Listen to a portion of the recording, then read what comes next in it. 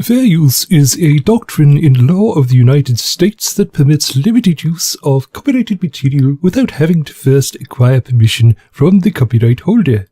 Fair use is of the limitations to copyright intended to balance the interests of copyright holders with the public interest in a wider distribution and use of creative works by allowing certain limited use that might otherwise be considered infringement. Examples of fair use in United States copyright law include commentary, search engines, criticism, parody, news reporting, research, and scholarship. Fair use provides for the legal and licensed citation or incorporation of copyrighted material in another author's work under a 4-factor test.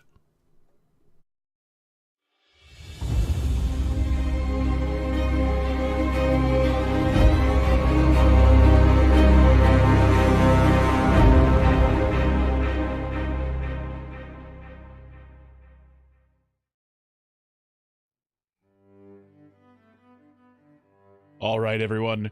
Welcome to our so far unnamed History podcast. There have been a few suggestions for the show. Gamer News Party, welcome to the show. But we've had a suggestion of the History show name here, which is a pretty good suggestion. We had Hysterical History.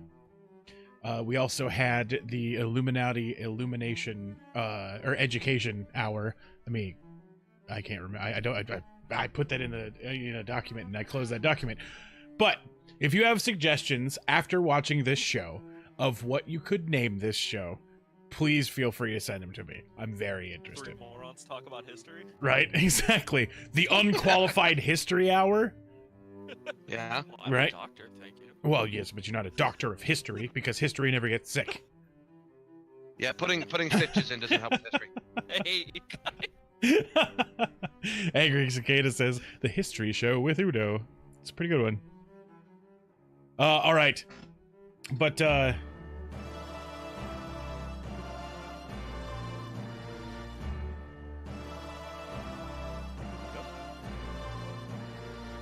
Udo, we're not hearing you anymore. oh, yeah, that would be because I turned that off because of the things we were talking about before. But 7 months and many more to come. Witless Wonder, thank you very much for that 7-month resubscription. So now you guys should be able to hear those things when they come through next time. But yeah, I was dancing and making a big thing of it, because and I was not. I was just being confused. It's all good. Oh, there we go. Trainu, thank you very much for that subscription.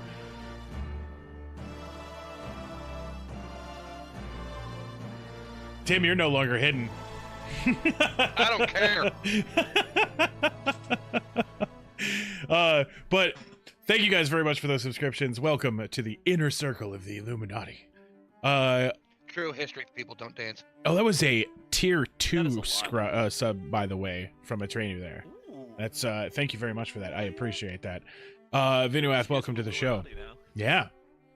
So tonight, Dr. Tom and Tim shall join me, your host Udo, on a journey back to 1770s. We're going to be exactly. We're going to be discussing the fancy character from history that is, from what I've watched a lot of stuff on or read a lot of things on the Revolutionary War, and I don't know how this guy slips under the radar so much on a lot of the documentaries I watch and things like that. We're about to talk about Jeanpaul Jones, and Jeanpaul Jones is like he's the first American badass, like. Yeah. Straight up. Yep. So, he was a badass, the first American badass before America was a thing. Right. Yeah. Right. Exactly. This Jeanpaul Jones, right?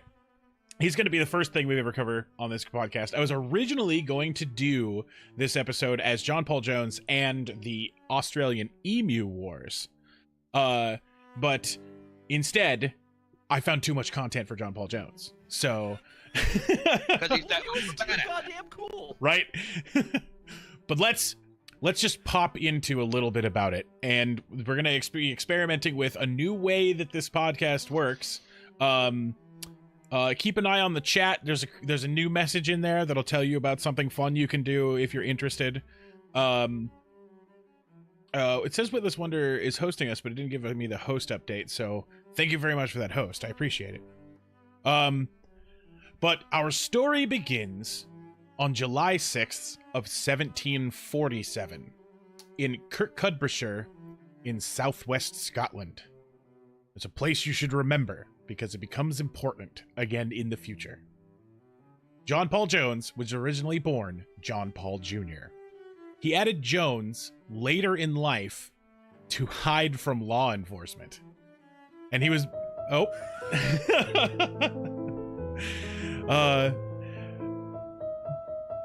Gamer News Party, thank you very much for that donation. Let's see here. Glad to be back. Love the new show. I hope this comes over the sexy robot voice. It totally does. It totally does. The sexy robot voice. I've got all sorts of the voices added. I was just like, I'm just going to choose all sorts of different voices. This is going to be great. Sven, Norwegian guy, says that the phone was invented in 1876. Was I talking about the phone? Did I say something about the phone? I don't remember anything about a phone.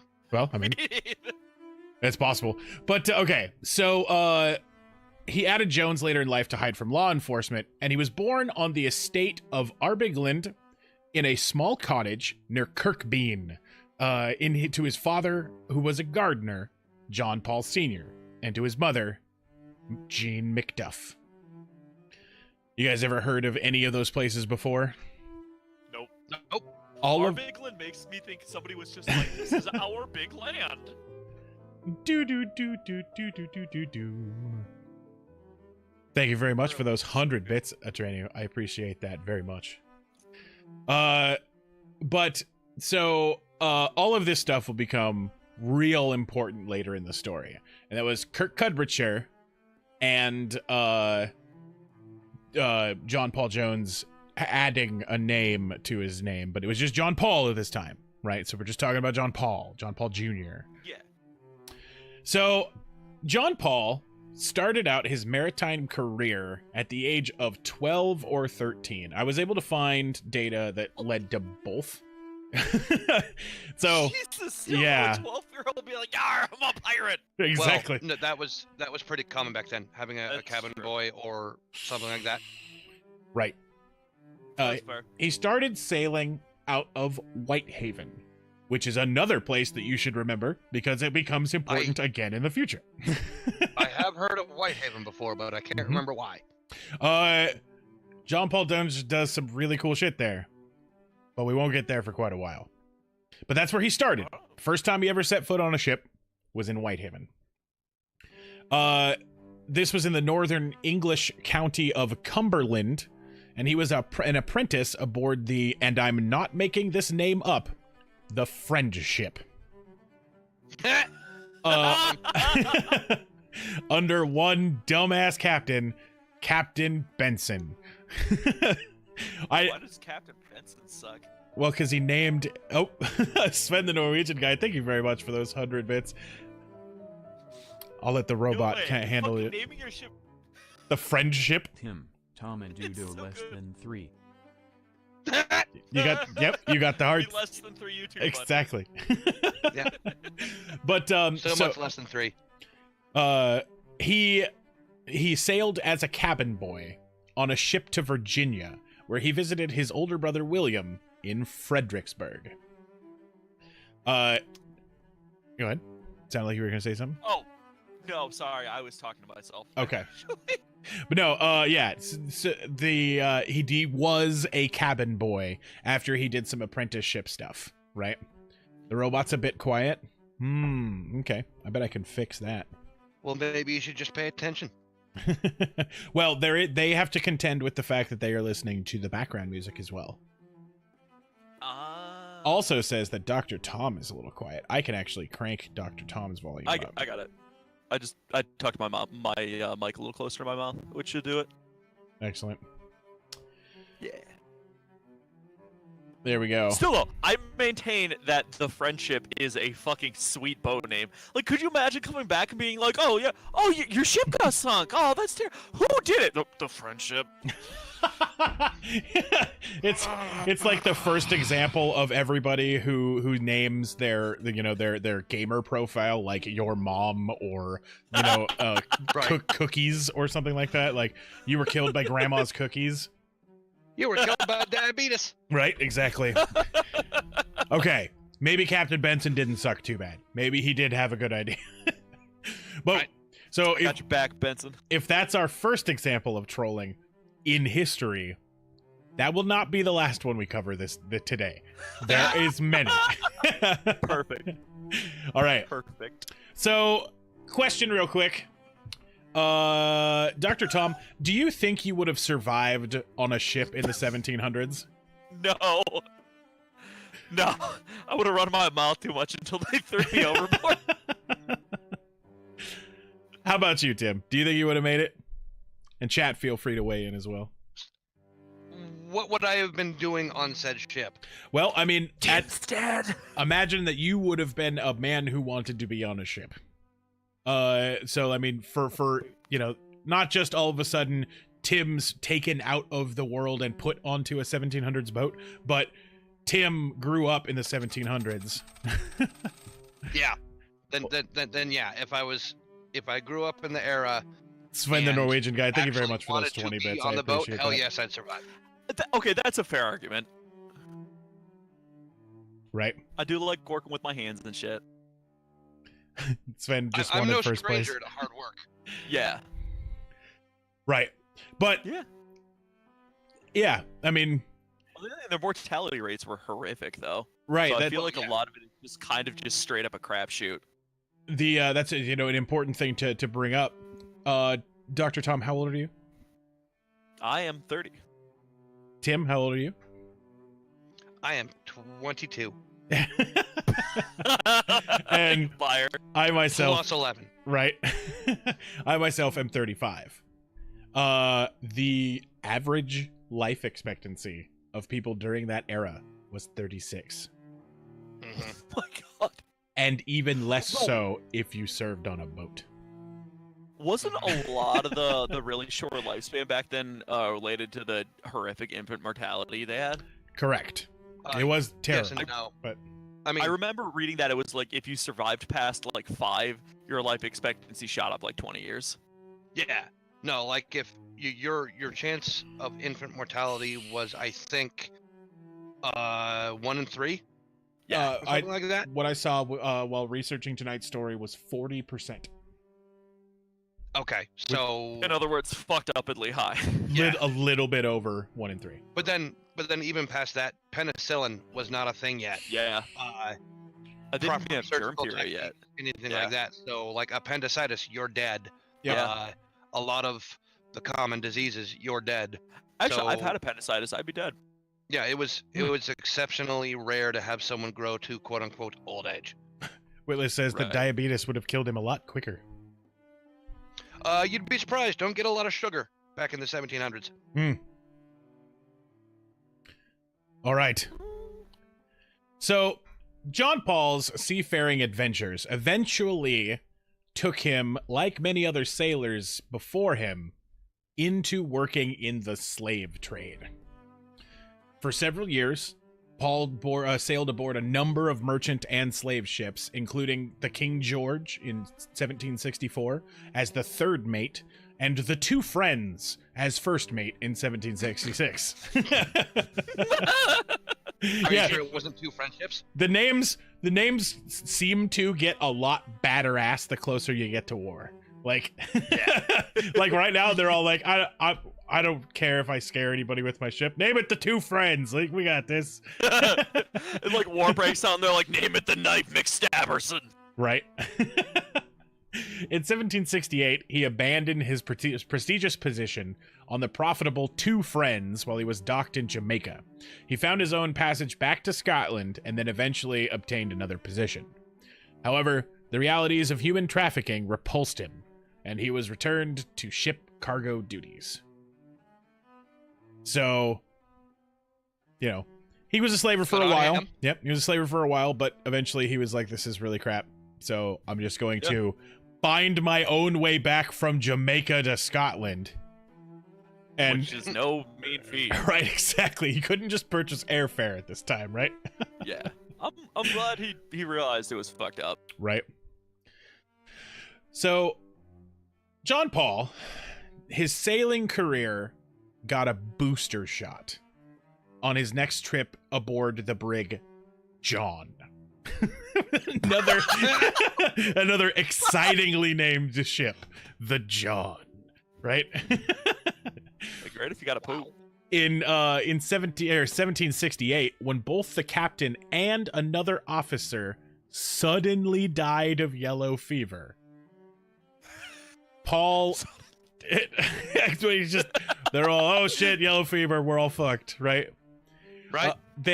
Paul managed to navigate the ship back to port, and as a reward for getting the ship and the crew back, the vessel's grateful Scottish owners made him the new captain of the John and gave him 10% of the current cargo. Gamer News Party says the John's poop deck is a nasty place. He ain't wrong. I'm a swab on the John, you know? Oh, and for everybody watching, I've got something in the mail coming to really complete the rest of this set. I have a fez on the way, and I cannot wait to do this show wearing a fez. It's going to be the best. A trainer says, by that image, I bet the John was a kinky place. And Sven the Norwegian guy says, in the Navy. All right. So, he was given 10% of their current cargo, and he led 2 voyages to the West Indies before anything else in his life went wrong. In 1770, Jeanpaul had one of his crew flogged for disobedience, leading to accusations that his discipline was unnecessarily cruel. I was looking into it. The claims, they were initially dismissed, but it didn't help his reputation after word of what had happened had spread. Yeah. John was arrested for his involvement in the man's death. Whew. Right? But it turns out that he died of yellow fever as well. Like, so he flogged him, and then the guy died of yellow fever. So, like, the doctors were able to confirm, right, that he in fact did die.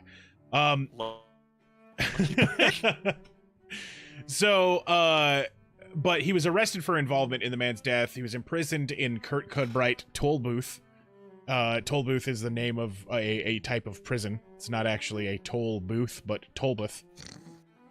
Yeah. He eventually made bail, but the negative reputation from the event began to haunt him.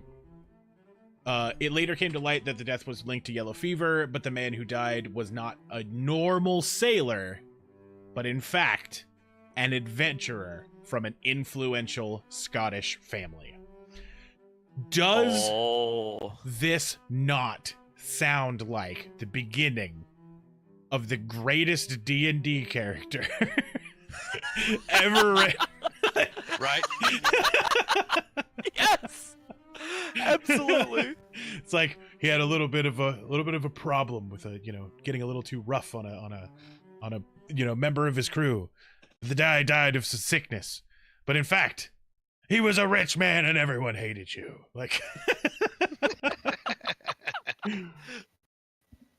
and all right, so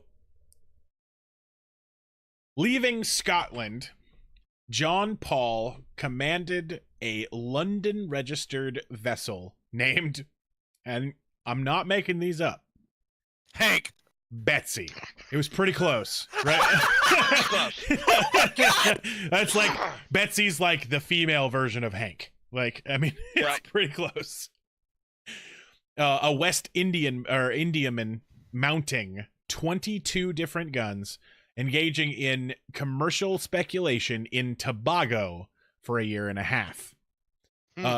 This eventually came to an end when John killed a mutinous crew member named Blackton with a sword in a dispute over wages.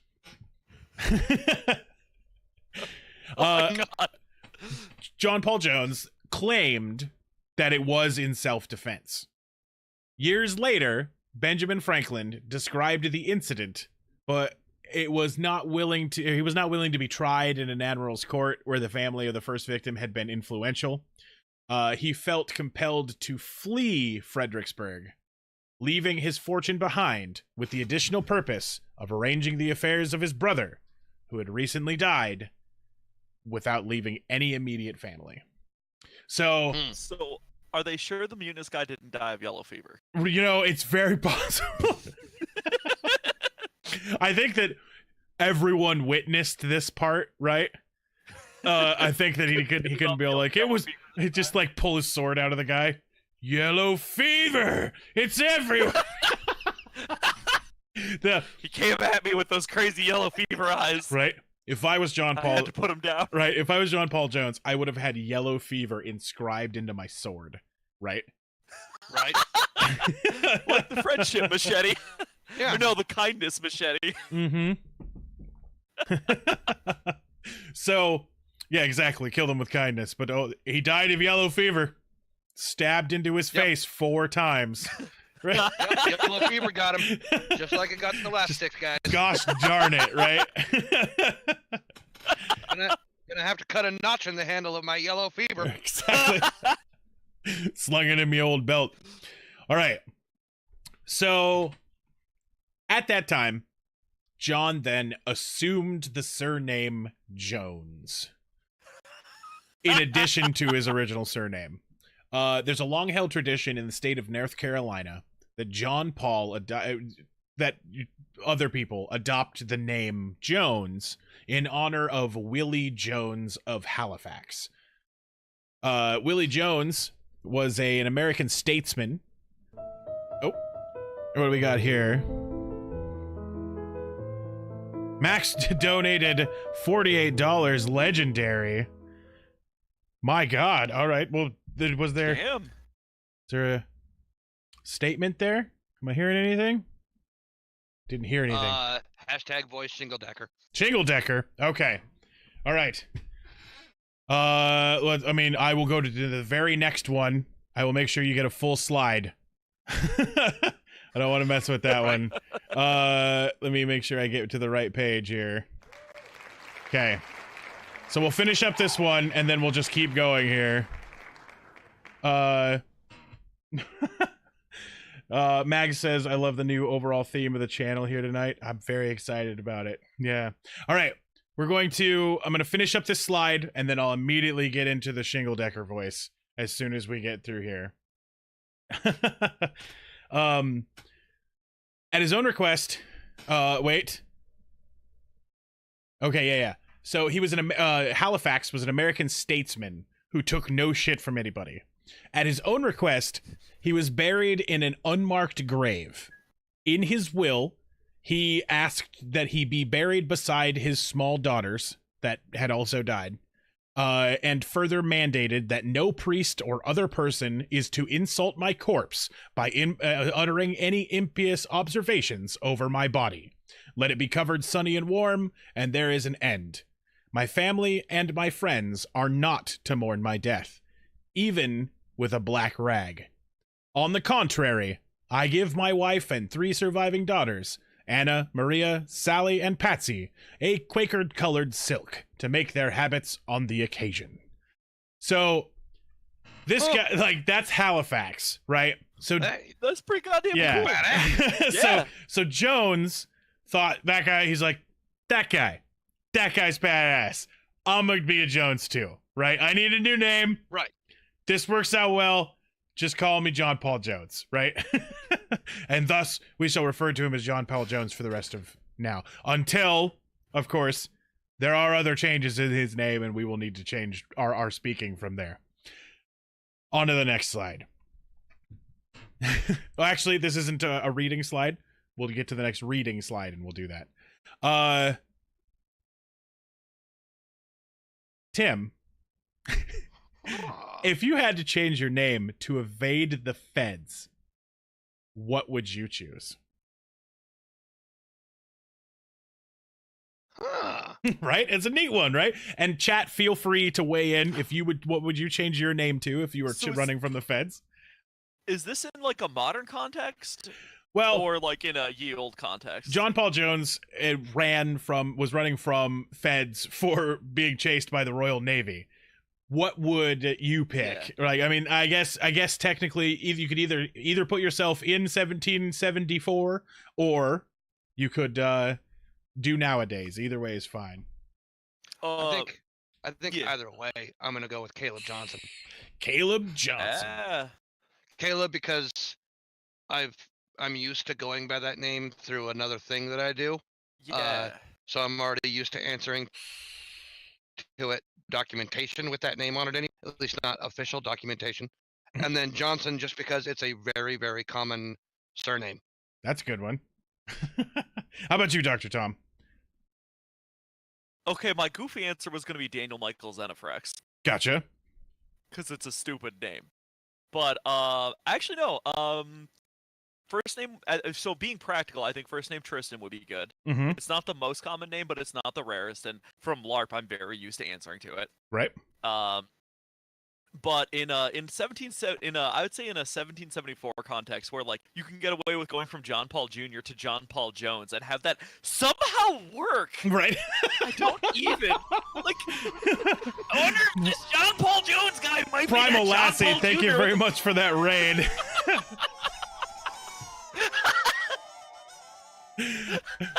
I hope you guys like. So good. Oh man! Welcome Oh, everybody God. from Primal Lassie's channel. I appreciate you guys coming with us. Welcome to the show, guys. We are I'm currently just ranting about how dumb it is that this man could get away with changing his name from Jeanpaul Jr. to Jeanpaul Jones, and Right. nobody went, I wonder if this is that chuckle fuck. Well, so the reason he would get away with it is because John Paul Mhm. was Common. that's his first name and his surname, John Paul. right. Oh. He's Yep. John Paul Jr. because there's a John Paul Sr. Right. Okay. So when he changed his name to John Paul Jones, now his first name is John Paul. Excellent. Okay, that works a little more. Let me check in with the chat here. Yeah. Slaughtered says maximum. Gamer News Party says Orville Shingsbrow the third. Orville Excellent. Shingsbrow. Maximus Fat says this is stupid. What up, Santa? Welcome to the show. A trainer says John Doe to be anonymous. Witless Wonders says Kyle Samuelton. Sven the Norwegian guy says joining Wilkes Booth. That's pretty good. I'd like to change my answer. All right. If I had to change my name to evade the feds, I think I'd have to go with Andrew Long. Yeah. Some guy who doesn't use that name anymore. It's that name's just available, you know. just available. Primal Lassie says Stacy wrecked or wretched. I don't know. It's one of those two. And Max says chuckle fuck. But I think that I would definitely change my name to Drake Dragonfire Shingledecker, because then everybody would go after the famous Drake Dragonfire Shingledecker. Yeah. I apparently copied that slide, but I don't need to. All right, so now I am going to read, because the donation came through, I am going to read through this next lesson part with a voice. So, at this point, for the time being, our story moves moves to the colonies. America became, quote, the country of his fond election. In 1774, he arrived in Fredericksburg, Virginia. As a Mason, he met many influential Virginia revolutionaries. Under the name John Jones, he planned to become a Virginia farmer after his brother William died and left him nothing. Of course, none of that ended up working out, or our story would be done here but there are far, far more awesome things in store Worst. for Jeanpaul Jones. Thank you very much for the laughter there. I appreciate that. Absolute worst. I know. I do know. Best. Yes. But that's I mean, people get to control that. And if you donate and you add the word voices, hashtag voices to it, and then pick a voice, I will do a voice for next slide. So all right. The next one here. Jones left for Philadelphia shortly after settling in North America to volunteer his services at around the year 1775 to the newly founded Continental Navy. He had fallen in with the revolutionaries that he met, and he wanted to help. And if there was one thing that Jeanpaul Jones is good at, since he was 12, that's serving aboard a ship, right? Right. Hell yeah. So, natural fit for him. Is this right? Scottish-born lad. Natural.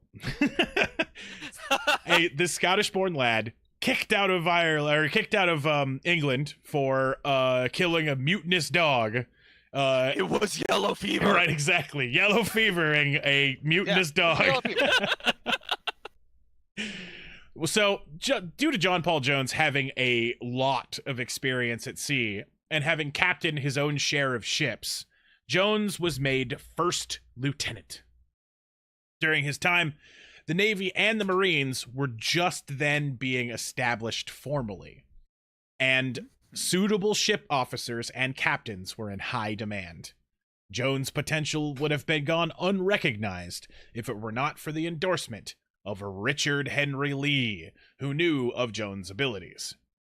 Richard Henry Lee was an American statesman from Virginia, best known for one little thing called the Lee Resolution, which happens to be the motion that called for the Second Continental Congress to vie for independence from Great Britain.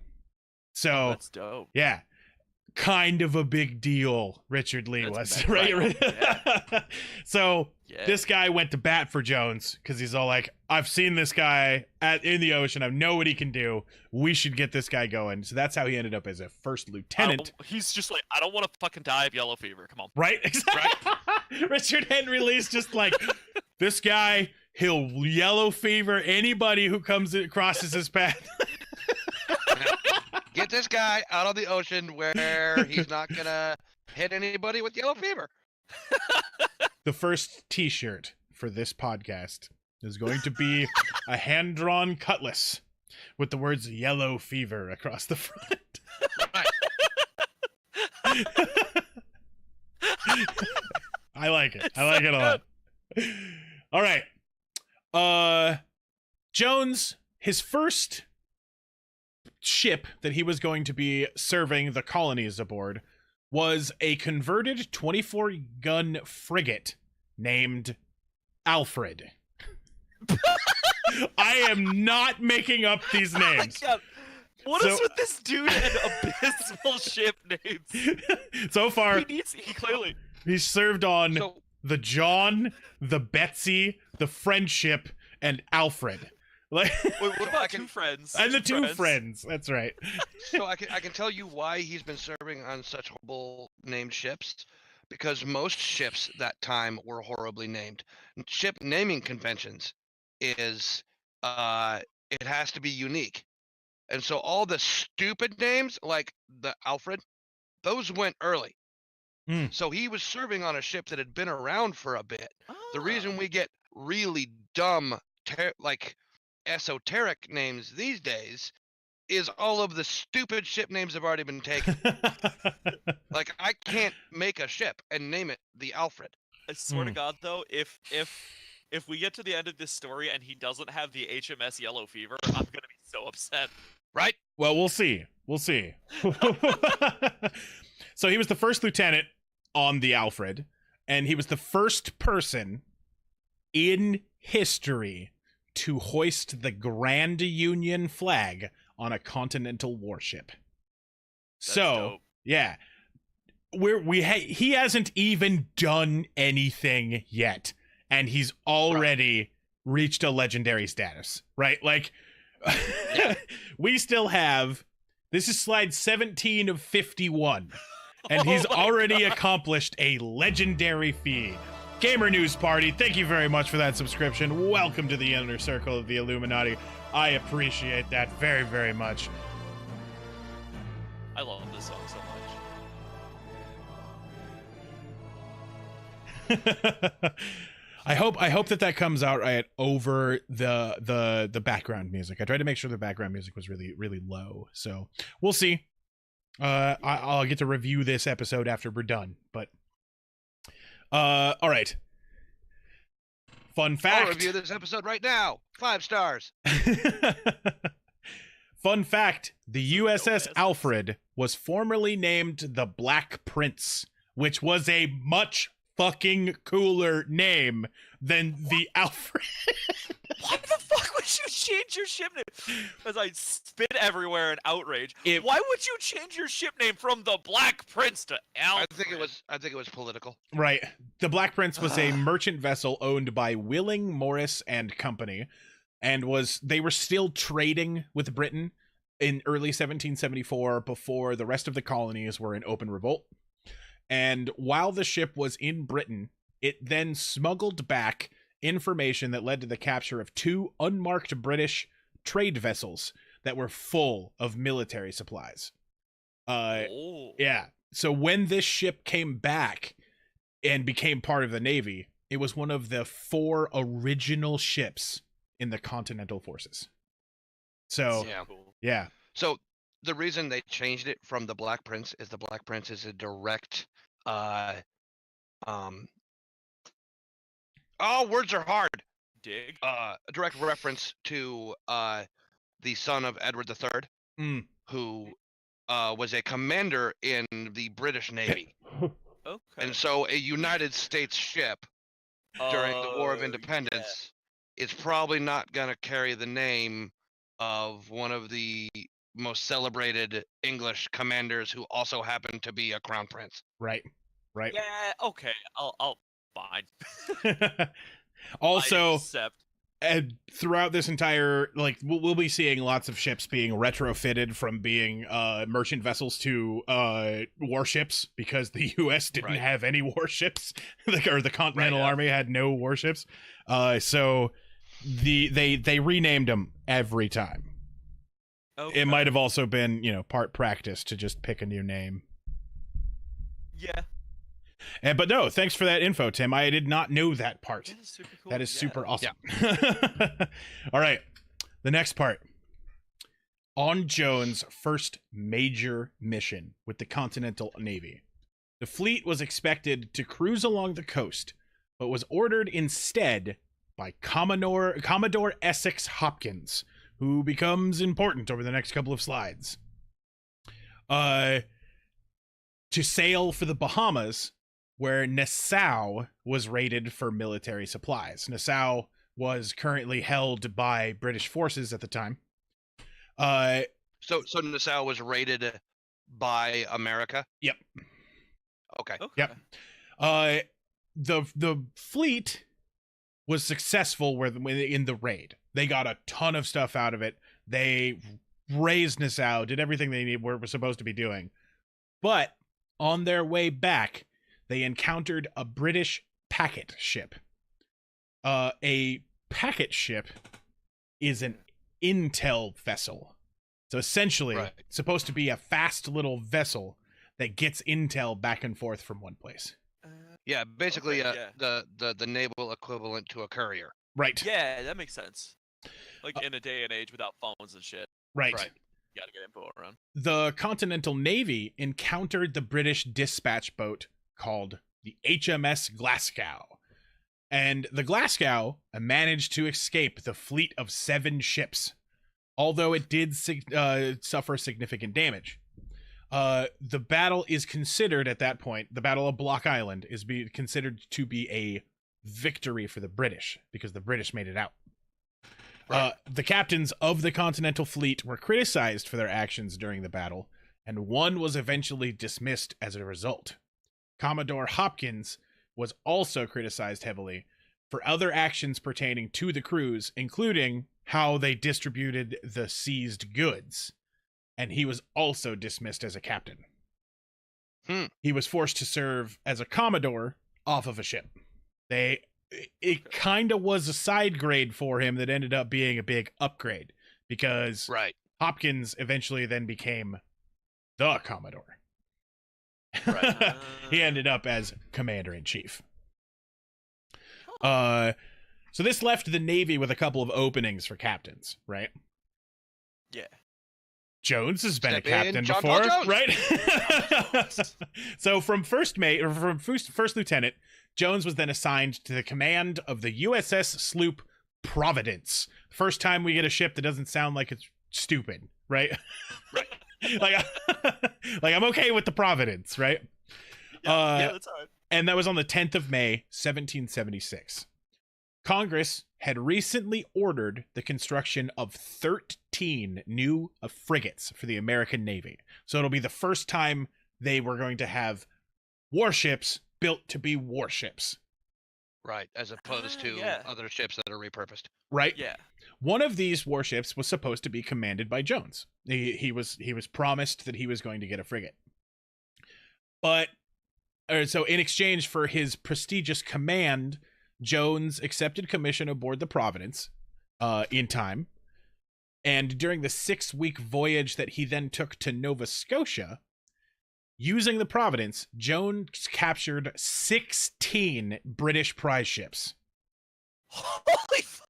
Right. This is the first time he's gotten to captain for this whole thing, right? Right. So hey, I'm a captain now. Let's raise some shit. Right? Let's just go win this war, right? Yeah, exactly. 6 Enough weeks. pussyfooting around. Right, exactly. 6 weeks he captured 16 ships. He was capturing like a ship every 3 days. What Right? the hell? Right? Yeah. Get wrecked. Holy Christ. And inside of that, he also did a full-out raid on Kenso, which was another British fort.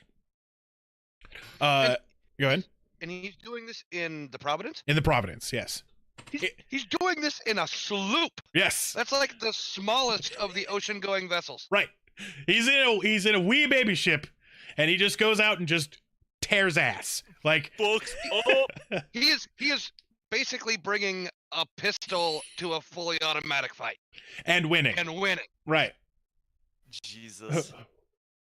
So his next command after that came as a result of Commodore Hopkins' orders to liberate hundreds of American prisoners who were forced into labor in coal mines in Nova Scotia. And also, he had a mission to raid British shipping while he was doing it.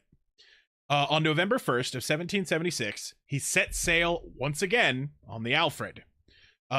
This time to carry out his mission, because they needed to give him something bigger than a sloop. Right. In order to... No, they don't. Right. You see what that dude does with a fucking sloop? Jesus. He's surgical with that there It's like, sloop. oh, you He's want to gotta- give me a brigantine? Fuck it, whatever. He's got to carry back some captives. Right. Give me Yep. a dinghy. We'll put 200 men on this dinghy. I'm Jeanpaul Jones. I'm about to go yellow fever half of the British Navy. Although winter conditions prevented freeing the prisoners, he was unable to free the prisoners. So this is the first time we've seen him fail. It won't be the last, but it's not something he does often. Can't win them all. But he did, in fact, manage to. Oh, go ahead. When you say winter conditions, do you mean like the seas were too rough for him to safely assault the beach, or? Yep. Okay. Yep. Okay. But instead, he turned around and captured Mellish, which was a vessel carrying a vital supply of winter clothing that was intended for General John Bourguignon's troops in Canada. So, he was able to help defeat John Bourguignon in Canada from the ocean. Right. All of that everything that we've done so far, everything we've talked about so far, happened in 6 months. 6 months since he stepped foot on the Alfred. Right. For the first time. Excuse me? Yeah. Yeah. Jesus. Yeah. Dude, don't fuck around. Nope. You got shit to do. So, despite his success at sea, Jones had one problem. Yeah. He was a salty bastard. His personality was not considered all that subservient, and his ambitions graded on those above him. Well, yeah. Yeah. I would be the exact same way. Bitch, I just captured 16 ships in 6 weeks, destroyed British shipping such that it helped you win another battle Mm-hmm. in all of this in less than 6 months. Yeah, I'm a badass. Right. Get out of my way. Shit the to sloop. do. With a Like, sloop. he Yeah. captured a small fleet with the fucking sloop. Right? Yeah. If anybody doesn't know, sloops are tiny. They're like, what? Actually, I don't know the numbers. How big would you say sloops get in length? Like 20, 30 feet? A little bit more than that. Yeah, 30, but not 40. much. Yeah. Still, they're like the smallest Navy warship as far as I'm aware. Yeah, they're a one-masted with Yeah. a fore and aft sail and a jib. How big So, do galleons get? He's maybe Like, gonna 100? have 4 cannon on each side. Yeah. Yeah, maybe. Yeah. But okay. So his personality graded on those above him, and his ambitions were really, really, really rough. I messed up the phrasing on that sentence, but you guys get it. In December of 1776, he began a feud with Commodore Hopkins, as you guys remember from a few slides ago. Who at this point, Oh no. this is the point when he was the commander-in-chief of the Continental Navy. So Oh, no. Jones believed that Hopkins was hindering his advancement by talking down all of Jones's campaign plans and generally undermining anything that Jones did. Jones was seeing a lot of success, and Hopkins still hadn't lived down the failures of the Battle of the Block. Mm, So if you've got an underling who looks like they're doing better than you, what do? You send him to Siberia. But that's what they would do if we were Russians. This is the U.S. You're about to find out what happened. So, Go. real quick, just to re-clarify, did a little bit of research while we were talking. Sloop is 35 to 65 feet long, Mhm. carries Okay. six cannons per side, Excellent. can hold about 75 people at max capacity. wow. Gamer News Party, thank you much for that interaction. Dr. Tom, if you got to name a ship, what would you name it? Now we've been talking about all these ship names, right? Oh. Be a good one. Chat, feel free to weigh in as well. Tim, this question's coming to you next. Right. I kind of like the idea of naming a ship the Hammerhead. The Hammerhead? It's pretty good. Like, especially if it was lighter on broadsides and had as many, in particular, front guns as possible. It's chase people and shoot them in the back. Right. Oh, and Hammerhead. one point of note, on Tim's note earlier, where it said that you can't name ships the same thing unless the other one has sunk. You totally can name your ship after a ship that has been sunk. They're in. Yes, you yep, can. Yep. Ah. Give Tim a little bit more time here. Gamer News Party says the C note. Mag Anna says the soul grabber. Atrenu says the jiggly jolly jellyfish. Gamer News Party also says the greasy mermaid. And Vinuat says the big black dinghy. All right, Tim, do you have one? So I do, and it depends on the type of ship. Mm-hmm. If it's a small ship, like a sloop or something like that, where it's designed to go fast, Yeah. I'd probably name it either Hermes or Mercury. Okay.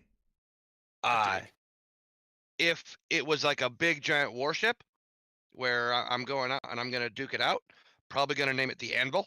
The Anvil, nice. Yeah. And then And- they, and- Hammerhead and Anvil. yep. and this is gonna be weird to some people, most people probably. But if it was a Viking ship, I would name it Hrafnholm. All right. What's Hoffenholm mean? Hrafnholm in Old Norse literally Plus two. means home of the raven. That's cool. Gotcha. Let's Telian go says. Ravens, Telian says Sorry. the sloop doggy dog. Witless. No! Witless says the whittled swindler, and Atrenu says the crucifix with flamethrowers. I am definitely going to. I've been obsessed with this ship name ever since our buddy who is in the chat right now. I don't remember what he's on here. Not Horatio. He's in our Dungeons and Dragons group, and we're playing a pirate campaign, and we had to name a ship.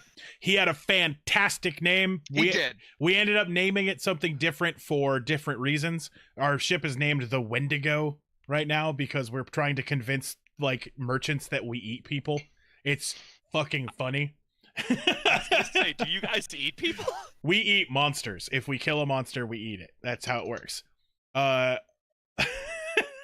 Yeah.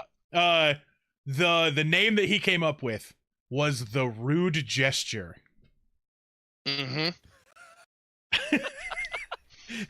What's that off the? It's the Rude Gesture. God damn it! Those sons of bitches. All right. Telian also says the Salty Seaman. Thank you very much for that interaction. All right. Fun fact: 150-ton ship required 200 workers, and the progress could take up to 60 to 100 days.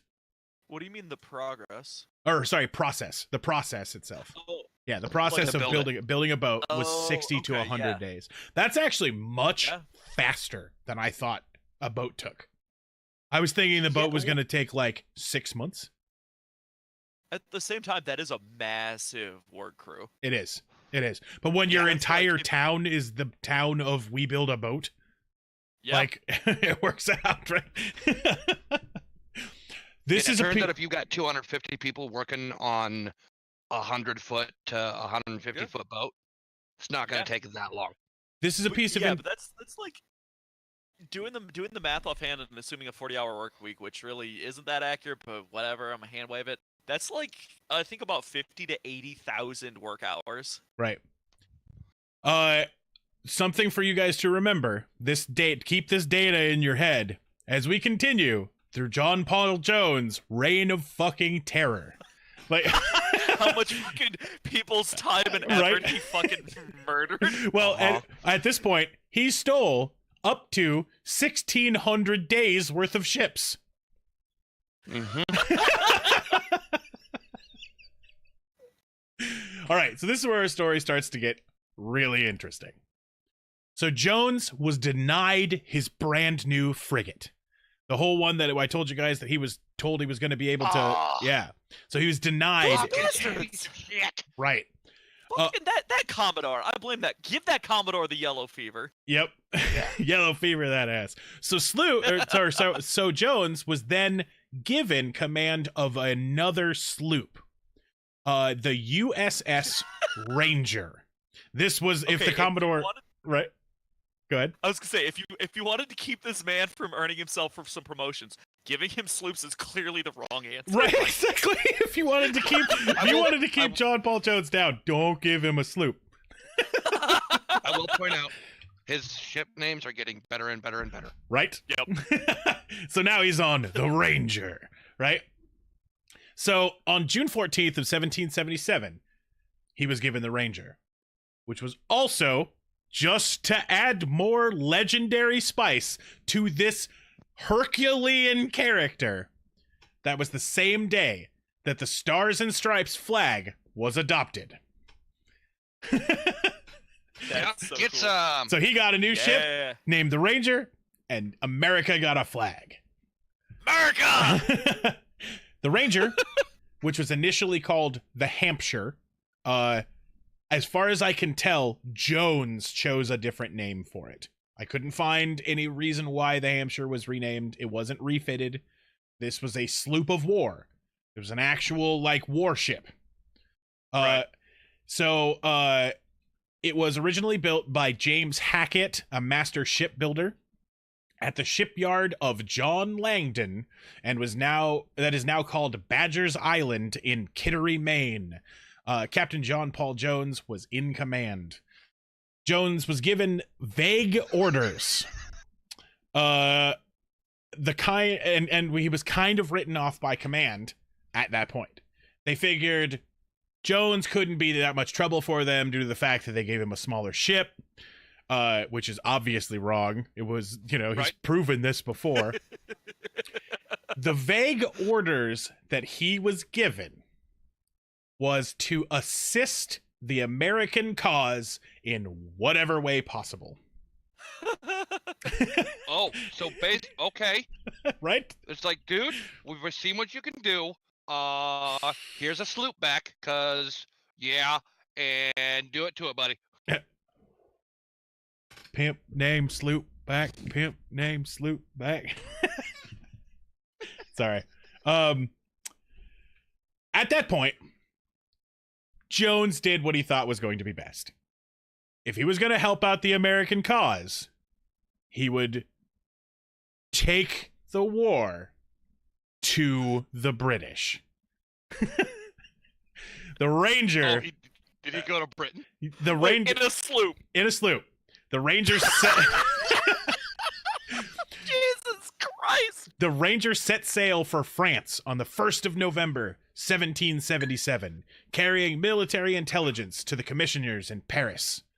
On the voyage over, the Ranger casually raided 2 British trade ships. Arriving at Nantes, France on the 2nd of December, Jones sold all the loot that they had picked up and delivered news to the victory at Saratoga to the one and only Benjamin Franklin. Oh, someone's moving up in the world. Right? Hell yeah. Jones and Franklin developed a very close relationship. McAnna says casually rated. It's pretty much. What's up, guys? Give me your stuff. All right, thanks. Jeanpaul, thank you very much for that follow. Welcome to the Illuminati. I appreciate that follow very much. So Franklin and the other American, Jones had long admired Franklin. Franklin and the other American commissioners in France were working with Jones to try to get him a new ride. Jay Caterpillar, the font that I've got on the thing on my screen, I apologize for that. Lowercase e. Grizzly 386, thank you very much for 14 months of being in the inner circle of the Illuminati. In it for the long haul. Right? Oh, yeah. Thank you very much for that. I appreciate it. So, Jones was working with the American commissioners in France to try to get a new boat. The L'Indienne, which was a French-designed frigate built in Amsterdam. But unfortunately, Jones was going to be denied another frigate by British political pressure on France, who at that point had not officially allied with the US. So Jones was left again without a command and an unpleasant reminder of his stagnation in Boston from late 1776 until early 1777. This is some bullshit. Right? Yeah. During that time, Jones was just using the Ranger to harry British trade ships in the Irish Sea. But Jones had better plans. Oh no. Oh no. Right? I fear what comes next. I got a gamer news party here. Fucking the British sip tea and say, "Is that the U.S. sloop?" And Johns is all, "You fucking what, mate? Give me the loot." I feel like this man is like the pre-MacGyver. It's like Right? he took a sloop and 4 packets of tea and captured the entirety of Britain. Right? Right. On February 6th, 1778, France signed the Treaty of Alliance with America, formally recognizing the independence of the new American Republic. 8 days later, Captain Jones' Ranger became the first American vessel to be formally saluted by the French, with a 9-gun salute from Captain Lamont Piquet's flagship. Jones wrote, "I accepted his offer, all the more for, after all, it was recognition of our independence and in the nation." Emboldened, emboldened by all that has happened, Jones set out to execute his new master plan, to terrify the ever-loving crap out of the British on their own soil. Oh my god. It gets better from here. Maniac. It gets No, better it from can't. here. I can't take it. I can't take it, okay? On April 10th, 1778, Jones set sail from Brest, France, for the western coast of Britain.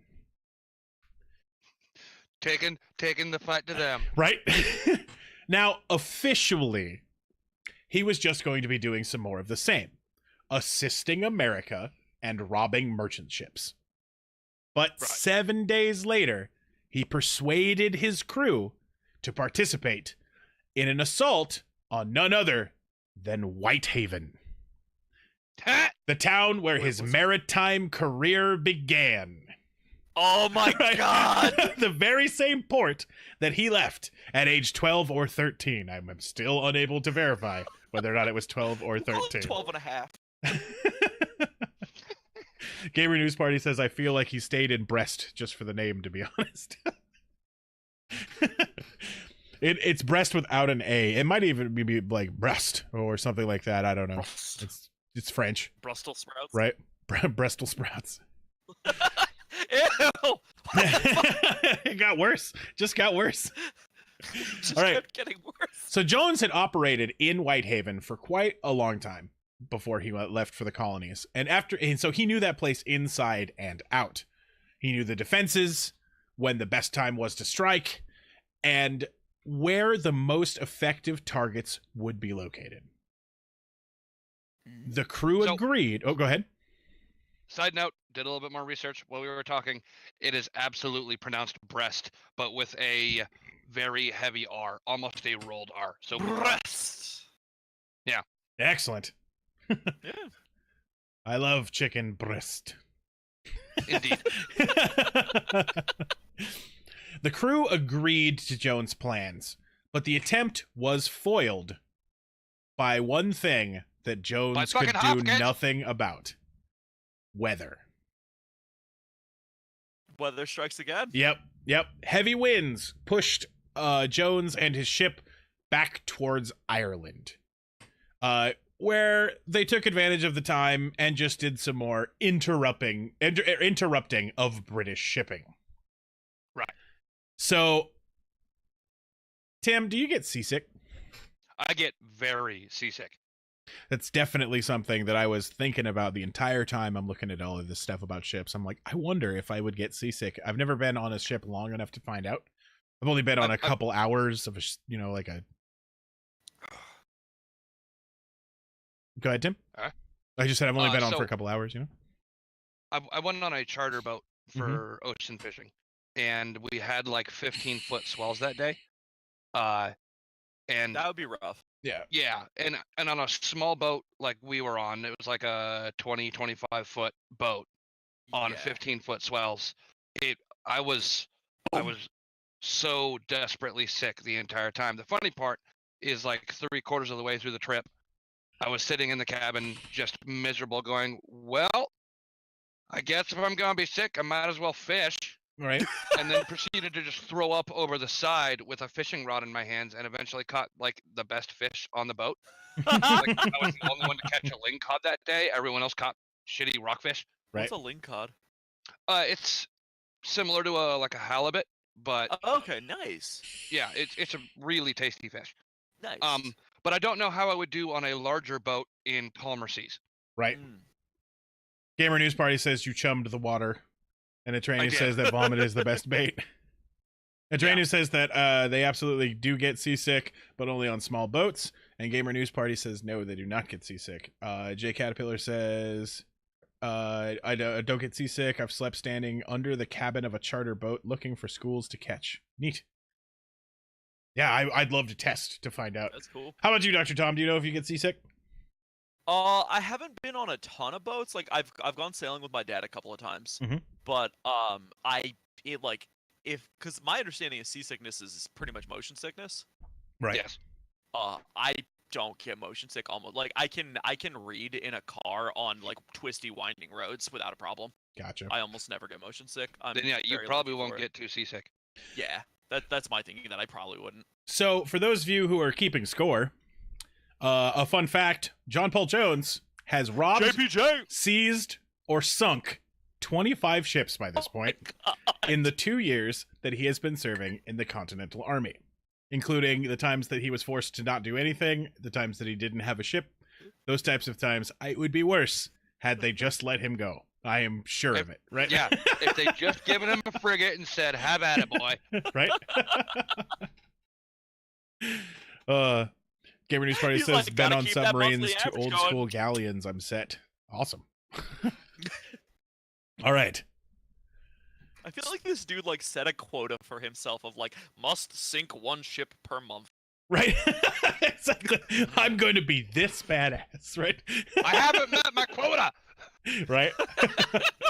So during the raids near the coast of Ireland, he found an interesting piece of information. There was a Royal British Navy warship at anchor off of the coast of Carrickfergus in Ireland. The Oh, no. HMS Drake. Which sounds like a badass ship, right? Yeah, it does. Yeah, just the name itself. Dragonfire Shingle Right. Flecker. The HMS Based- Drake based- Dragonfire Shingle Decker. Right. So, And based on the way this narrative is going, I'm pretty sure it's gonna sound like a really great shipwreck. right? It caught yellow fever. I don't know what to Right. tell you. Now, at this point, Drake Whole boat. had never taken on a British Navy ship. He has only found British He's only merchant taking ships. on merchants. Yeah, and it's Yeah. not that he wouldn't. He just hasn't come across them yet. Right. Right? In Turns out the British ocean's waters. really fucking big. Right. In British Hasn't waters. had the chance to whip their ass yet. They had fought British Navy ships in colonial waters, but not in British waters yet. Mm. Unfortunately, when Drake's the attack against the Drake took place, which was just after midnight, the mate responsible for dropping anchor to halt the Ranger right alongside of the Drake misjudged the timing in the dark. Jones claims that in his memoirs that the man was drunk. He Other had yellow sources, fever, come right? on. And then died of yellow fever. right? Other sources say that he was a mutinous crew member that did not want to go into the fight. That's some bitch. So Jones cut cut the anchor cable and ran. Fed up and with the wind shifted in his favor, Jones and the Ranger once again recrossed the Irish Sea to make the attempt at raiding Whitehaven again. God damn it. Oh, gotta hit the old home turf. Right? So the first event was the raiding of the Drake was 4 days after the failed attempt to attack Whitehaven. He makes it back 3 days from then, so 7 days after his first time he came by, he gets his chance again. Jesus, and they're just like, dude, please, Right? please just go away. Not again. He's starting to gain, at this point, he is starting to gain a bit of fame in British waters. People are talking about the fact Or that there is, infamy. infamy. There's a U.S. captain around, and everyone's like, no, we don't believe it. It's got to be somebody else. And then other people are all like, I don't know what's going on. Jones was pulling some shifty shit, though, as we'll figure out when he goes back for the Drake. He was a shifty, salty. Yeah. Jones led the assault on Whitehaven with 2 boats full of 15 men each, just after midnight on April 23rd, 1778. plan, right? Jones's plan. Set fire to and sink all of Whitehaven's ships in the harbor. Jesus. Which was about people, we got this.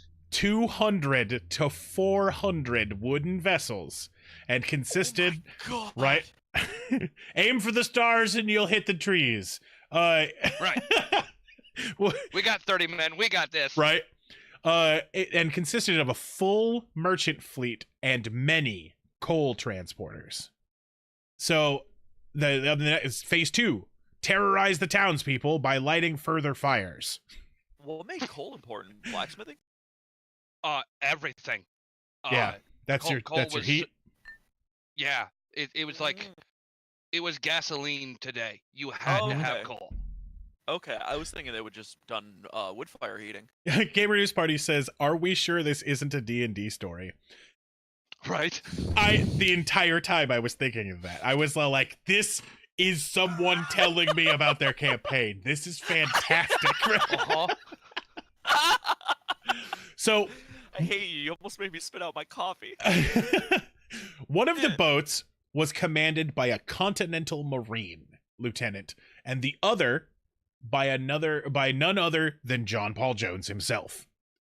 Weird. The Marine commanded the boat, the Marine commanded boat was sent to the docks to begin setting fires. Meanwhile, Jones and the 15 men with him attacked the fortification that defended the harbor. That's a 15 nice men. castle. We got this. Right? I want that fucking castle. They snuck up on the fortification without any incident and scaled the walls of the garrison by standing on each other's shoulders. Fuck is in a barrel? Right? So they literally stood on each other's shoulders and got over a wall. Oh Right. my Do you have any data on that fortification? You said it was a garrison, but like how big of a garrison? I don't have any data on that. Okay. Right. I swear to God, if I ever play a pirate in D&D, I'm naming it Jeanpaul Jones. Right. So help me. 100%. Right. Inside, they found the entire population of the fort asleep in their bunks.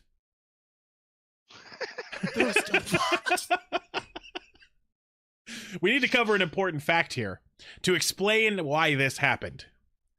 As of that very moment, right? This was the first time that Britain had been successfully attacked on its own soil in 700 years. Oh, so these were a bunch of dudes who were They like, were so complacent. oh yeah, Right? they're just like, oh yeah, it's home defense. Or nobody's gonna. This small port, No one right? gonna show up. This small port was nestled safely inside of the patrols of the British Royal Navy, the greatest navy in the world, and the thought of being invaded was as far from their minds as possible. The fort surrendered without even a single shot being fired. Well, yeah, they didn't want to get yellow fever. Exactly. I feel like Jeanpaul Jones was actually just like secretly a carrier patient for yellow fever. Right. His whole life, just everybody around. Yellow fever. Gamer News Party says yellow fever suddenly broke out in the fort. Right? Exactly. Give them the fever, boys. This picture here, this is a memorial that is commemorating what happened next. So the guys with Jeanpaul Jones spiked the town's defensive guns. So yeah, so spiking involves driving nails into the holes of the cannons that are used to be able to ignite the powder inside. Oh, so you basically make them completely inoperable. You fuck these cannons. Those cannons are ruined. There's no pry the nails no, because you put it past the point of where prying is an option. Okay. You have just ruined these things. They need to be melted back down and made into new cannons. Well, Jesus. no. that doesn't even work because they're cast iron. Oh yeah, You yeah. can't recast. You- Those are just You push hunks of them metal. into the ocean and you forget Yeah, about wait. them. Why can't you recast cast iron? because once cast iron has been cast, it Yeah. you can't really melt it back down. Oh, okay. But yeah, basically, as soon as it's become cast, Yeah. that iron is now. As soon as you do anything else, it's super brittle. Yeah. Yeah, cast So, iron is turbo You brittle. changed basically the chemical compound or the chemical structure of the iron. Is it the into a crystalline structure compound with the that you- carbon? Yeah, that you can't break Okay. apart. Right. I actually had to review that like a week ago. A bunch of the stuff of iron carbon forms, like martenite and austenite and stuff, Right. or austenite. Gamer News I'll shut Party up. says, "Who would win, best artillery or a Naily boy?" Really, boy, it is so easy to break Right. things. Jones and his men then retreated back to the longboats, hoping to meet up with the second group. When they got there, the second group had not at all accomplished their mission. Those cowards. Yeah, because JPJ wasn't there. Right? The second JPJ. right? My The- dog JPJ. JPJ, yellow fever. Uh, Holy fuck! This t-shirt is just writing itself. It's amazing. Yeah, it really is. So the second group's lantern had gone out, and they had no other way of lighting fires, Oh my god. It's hard to light a fire without fire. right? So they Fair. did the most logical thing that they could think of and got piss drunk. You see, the second group thought that it would be a good idea to find another light in the one place that's always got fire, the local tavern. Brilliant. and they just stopped for 1 pint, and 1 pint turned into 2. Right? So, Oh my fucking right? god.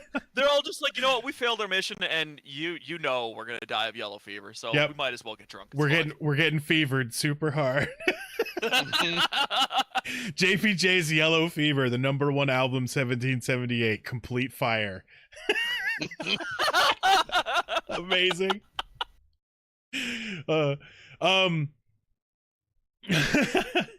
So Jones showed up and began busting heads. He rallied his men back to work, and they He's did. like, I got a spare lantern, you fucks. Right? They did manage to light one boat on fire. Yeah. They chose to light the Thompson on fire, as it was a Not the brand Tom. new shit. It was brand, Not the Tom. right? It was a Get wrecked. brand new ship, and it was carrying a volatile load of coal. Mm. So they thought that this might let the fire do the work for them and light the rest of the boats on fire. You know, if you set the whole harbor on fire, boats aren't going to make it out very well. In the darkness and confusion, one of the crew of one of the British ships saw Jones and his men at the Thompson. And he ran to the town and set off the fire alert. I assume that this was a bell or a bunch of people screaming, "Oh God, fire." One of the two. Right. I wasn't able to find out what exactly a fire alert was, but It was probably a bell. right.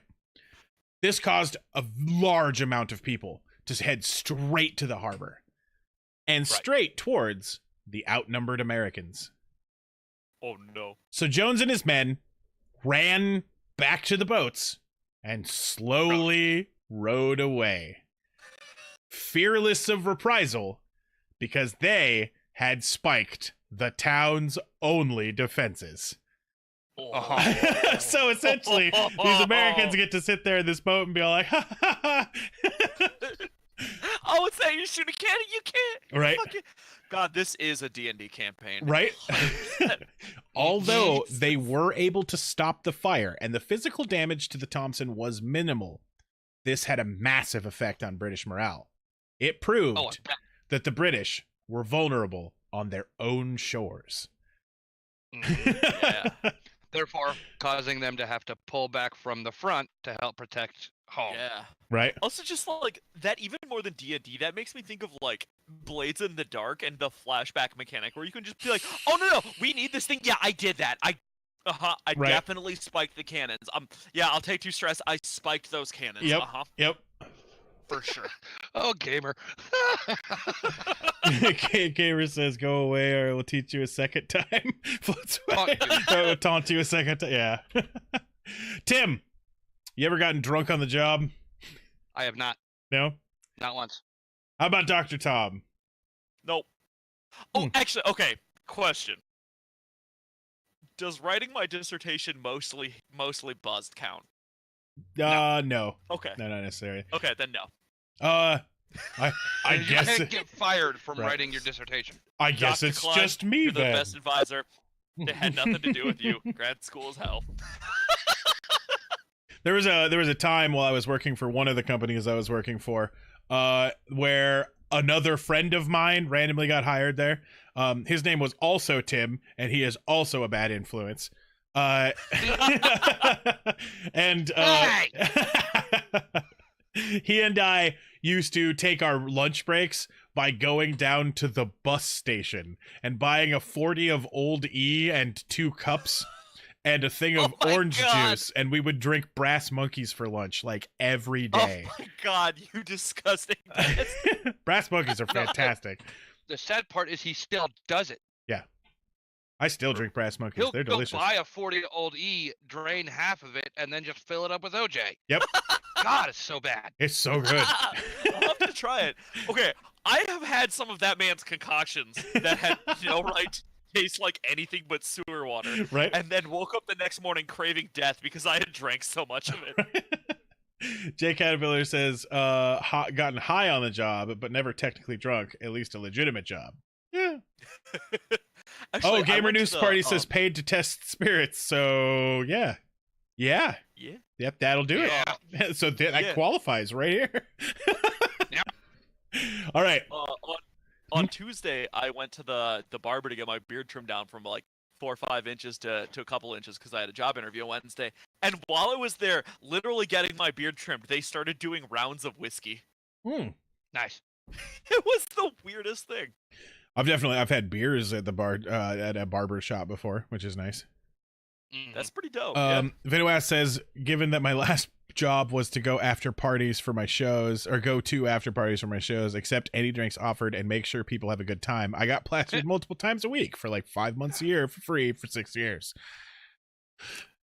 That's pretty goddamn cool. Yeah. Well, I'm guessing not only got plastered. Oh, you put it there, yeah, for free. Right. Never mind. Don't mind me. Here's a quote for everybody. The benefits arising from moderate use of strong liquor have been experienced in all armies and are not to be disputed. George Washington. Dispute this. Right? So if you... No, I get it. Like, if you're like super stressed after like literal life and death scenarios and you're trying to blow off some steam with your buddies, like using alcohol as a way to compensate isn't a good thing. But I get why they would say that. Right. Well, it's even more than that. It's also the use of alcohol before combat. Mm-hmm. Liquid courage, man. Yeah, that's true. Yep. Yeah. Gamer News Party chants, USA, USA. But yeah, I think also though, I think the operative word there is moderate. It's like don't get hammered, but if you have enough that you're not even buzzed, but you're not shitting yourself anymore. Right. Yep. Yeah. All right. See that. Back to our story. At this point, Jones was pumped. They had accomplished the impossible. But that wasn't enough for Jones. Of course not. Right? Of course not. Nothing's ever enough for us. Quiet ass. Right? Jones, his new plan was to follow the advice that our old friend, Benjamin Franklin, had given him before he left France, which was to capture an important British official and then ransom them back in exchange for colonial soldiers that had been forced to serve in the Royal Navy. Yeah, Seems like a pretty decent plan. that's pretty cool. Yeah. And Jones being born near Selkirk Estates, could think of no one better than the Earl of Selkirk in Kirkcudbrightshire, which is where he was born. Yeah, Kirkcudbrightshire is a town. This is where he was born. For those of you who have joined since we started this, now this, I have to say, this is my favorite part of the Jones story. Just real quick. Go ahead. I really enjoy Gamer's post here of sails to hell, punches the devil, and says, "I'm not done." Right? We haven't even gotten to Jones's famous quote, and everyone will recognize it. But a lot of people don't recognize that Jones was the one who made the quote. If you know it, don't give it away. It's fantastic. So, Jones decided not to go on the kidnapping mission himself. He instead assigned the duty to 2 lieutenants and a boatload of sailors. The Americans approached the Selkirk mansion, and a governess saw them coming. Just don't let the lantern go out. Receiving no opposition on their way to the mansion, they just knocked on the door and were greeted by the butler. Oh my god! No! Good evening. Do you have a moment to talk about our Lord and Savior, JPJ? Right, exactly. How's everyone doing over here? Anybody feeling any yellow fever? Let's go. Oh, and if we could talk to the Earl, that way we can tie him up and throw him on our boat. That'd be great. Exactly. Gamer News Party says top 10 anime betrayals. So, Lady Selkirk herself came from the breakfast room to see what all the fuss was about, and invited the American officers into the drawing room, and then told the butler to make tea and find some whiskey for the sailors who were waiting outside. No, not the Mistakes were alcohol! made. Right? Mistakes were made.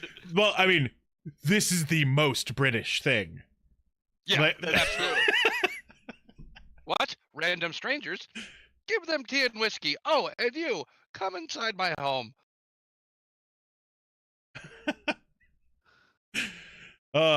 So when they explained blatantly that they had come to kidnap her husband, Lady Selkirk replied that unfortunately Lord Selkirk was not at home. He was traveling at the time. Wondering what to do, the men suggested that perhaps they could kidnap the young son of the Earl. And Lady Selkirk replied that they would in fact have to kill her first. So a discussion began, and Lady Selkirk then suggested that so that their mission wouldn't be a complete failure, they could steal the family's silver. And what that means is their fucking silverware, plates, and cups. Oh my god. The officers accepted that solution, and Lady Selkirk then ordered the butler to provide the American gentlemen with what they needed. He filled a sack half full of coal, and then filled the top half with silverware, and presented it to the officers. Drinking a toast. It's half full of Right. coal. Right. Absolute best part. Right? Oh, looks like the silver won't fill the bag. What else do we have of value we might give you? The Americans then drank a toast to Lady Selkirk and returned to their ship and presented their Hell yeah, captain Lady Selkirk's the best. with a sack full of coal and silverware. Holy shit! He's just like, why did you bring me fucking coal? I asked What is for the wrong? Earl. He wasn't home. Does this look like an Earl? Holy shit! Oh my god! He's all like, did they catch yellow fever? I'm expecting yellow fever. You're not looking too hot Somebody yourself. better have caught yellow fever, Right, or exactly. you're gonna catch yellow fever. Gamer News Party says, were they Canadian? Do we know for sure that they were British? I told you guys, Oh man. this is my favorite part of the story. let me dry my eyes a little bit because holy shit. It's just like some tea and crumpets. Right, exactly. Perhaps you'd like to burn down the stable in order to prove your point? Like, Well, unfortunately, we appear to be fresh out of Earl's. Oh, summer. Oh my Right. God. So Holy Jones shit. led the Ranger back across the Irish Sea. He was going to make another attempt at the HMS Drake. Yeah. Still anchored. At first, you don't succeed. Right. Get him. I definitely want to mention this part. Gamer News Party says speech 100, which is fantastic. Yep. He was hoping to make another attempt at the Drake. Still anchored off of Carrickfergus. You'd think they'd fucking move it. Right? No one even knows if they were spotted the first time. Oh. They Okay. just kind of Oh. and you'll see why. There's an important part that's coming up here. Well, lighting was so bad back then. Right, Like, it if was you in the killed middle of the lights night. on your boat. Right? Yeah. At Like this on a time, dark night, like Godspeed. right? At this time, late in the afternoon of April 24th, 1778, the ships, who were roughly equal in firepower, the Drake having 24 4-pound cannons, and the Ranger having 20 6-pound cannons, were going to be engaged in combat. Earlier in the day, go ahead. Oh, the poundage, just to double check, the poundage is the weight of the cannonball, right? Right. Or is it the Are weight you of the sure gun? about- Yeah, I thought it was the weight of the powder. it's the Oh! Okay. then in that case the balls are also named after the weight of the powder. I don't know if it's because I mean Okay. you have 4-pound balls, which may mean that require 4 pounds of cannonball, but or 4 pounds of powder. I Yeah. have 4-pound balls. No, I got you. This ship had 20. Gamer News Party says that it is the projectile. So earlier in the day, the Americans captured the crew of a reconnaissance boat and learned that the Drake took on dozens of soldiers with the intention of grappling and boarding the Ranger. So Jones wanted to make sure that that did not happen. As the sun rose on April 24th, the crew of the Drake sighted a strange merchant ship flying British colors out on the water. I know what happens next. This is a trick that Jones has been employing since he got into British waters. With He's no flying a British flag. right. Oh yeah. Oh, that sneaky bastard. And actually, Jones was also dressed in British naval clothing. Not because he wanted to trick anybody, but he found the British royal uniform was more comfortable than the ones that the Continental Army had provided him. Right? I love this man. Right? So there was no activity able to be sighted on board. The captain knew that an American ship had been patrolling these waters. Sorry, Gamer News Party says bluff 100. The captain knew that an American ship had been patrolling these waters, and he was understandably wary. He sent out a small boat to investigate. With an officer, the acting gunner, the ship's true gunner was currently ill, and 6 crew. Jones invited these men on board to speak, and then promptly captured them. Illusion 100. Right? On a side note, if you are worried about a ship and you don't know what's going on there, probably not a good idea to send the guy that fires the guns. Right? Right? Don't send your master gunner. Like, Yeah. so he found out that the Drake was coming for him, and that she had taken on extra men to capture the Ranger. When his boat never returned, the Drake's captain realized who this strange merchant must be, and he would confirm that when a new officer, Lieutenant William Dobbs, came on board that morning with full information about the Ranger. Drake set sail and slowly tacked out to meet the Americans. The wind was against him, and it was slow going for Drake. And as they approached the Ranger, Captain Jones began to taunt him through his speaking trumpet.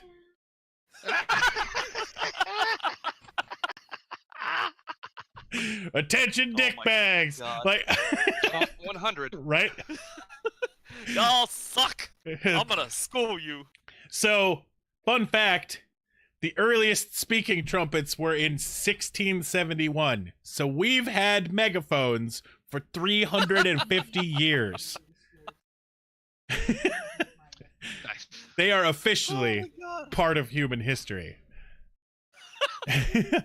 Tim, what do you think would be the best insult to yell from a speaking trumpet? Oh, shit. And chat, feel free to weigh in on this one.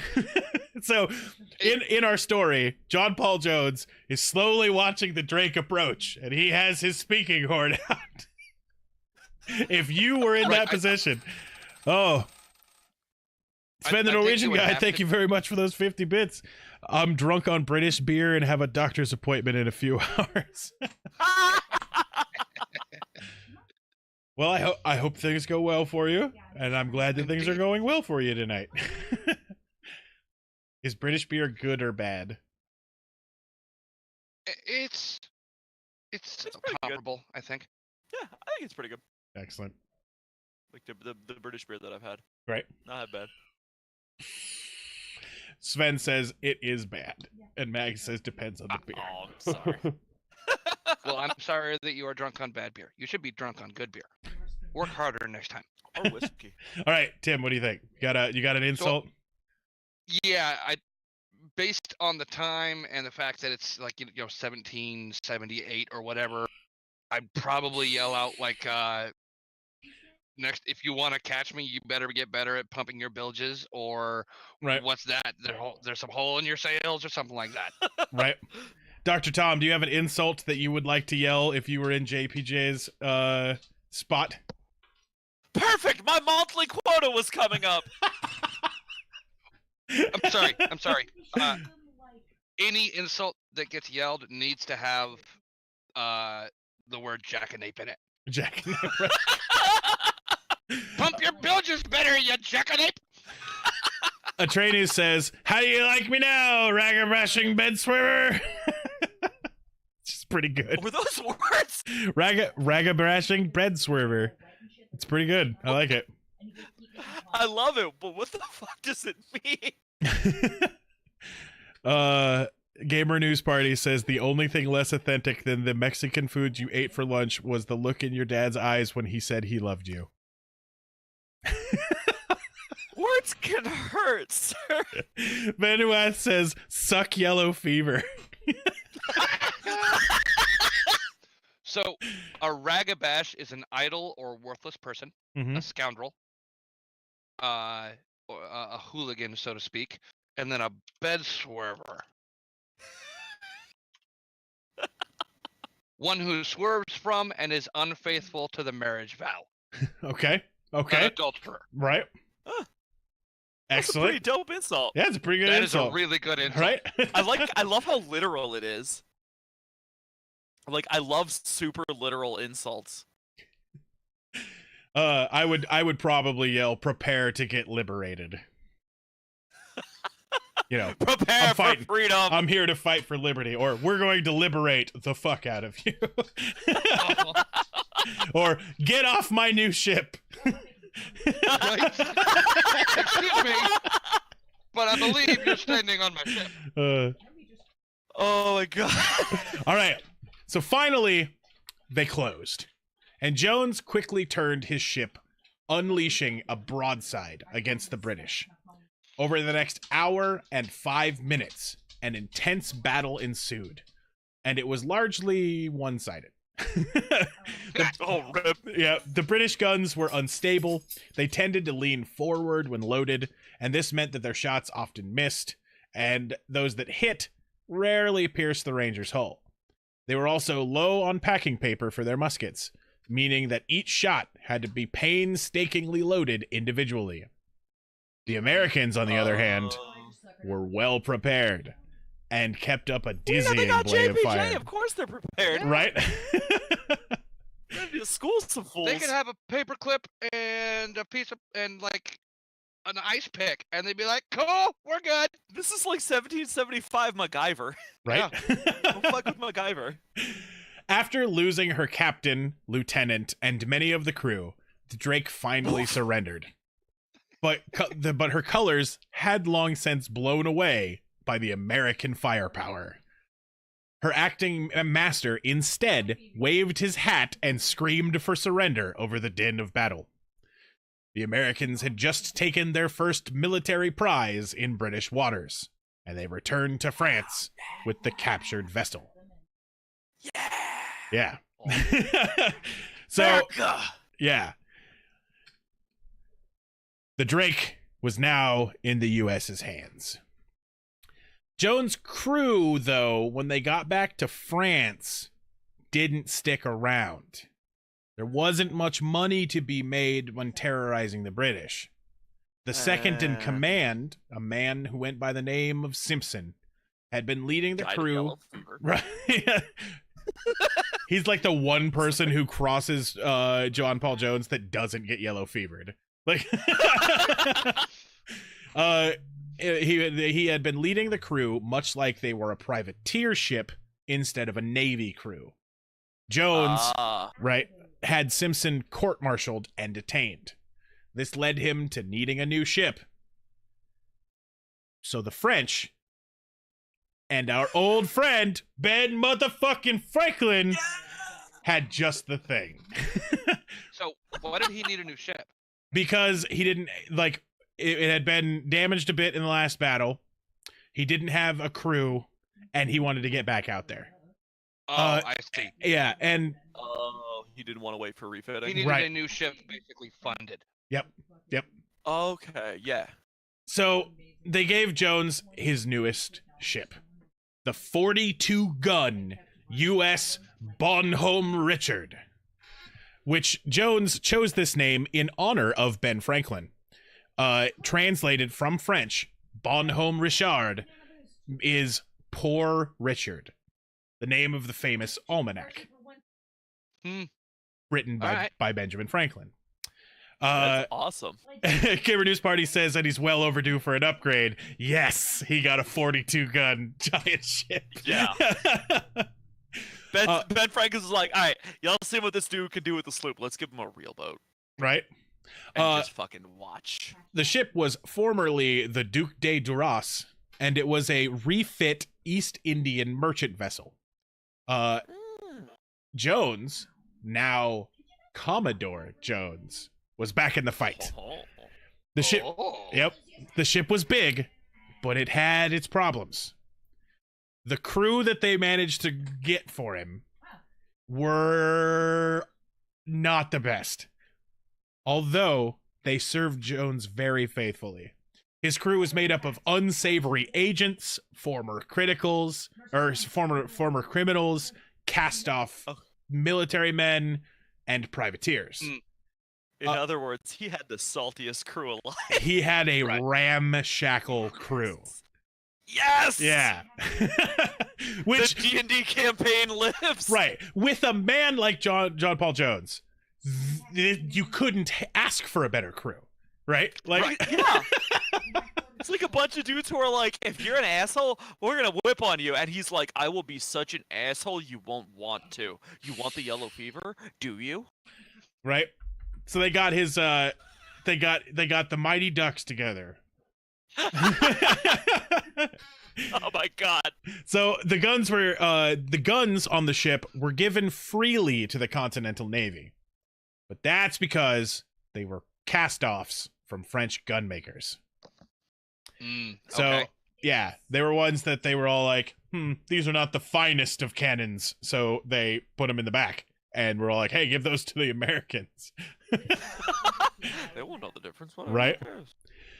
So Jones sailed the Bonhomme Richard out on June 19th of 1779, along with a squadron of ships, including the USS Alliance, which was a 36-gun frigate, the French warships Pallas, which was a captured British 32-gun frigate, the Vengeance, a 12-gun British brig, and the cutter Le Cerf, a complement which had a complement of troop ships accompanying it.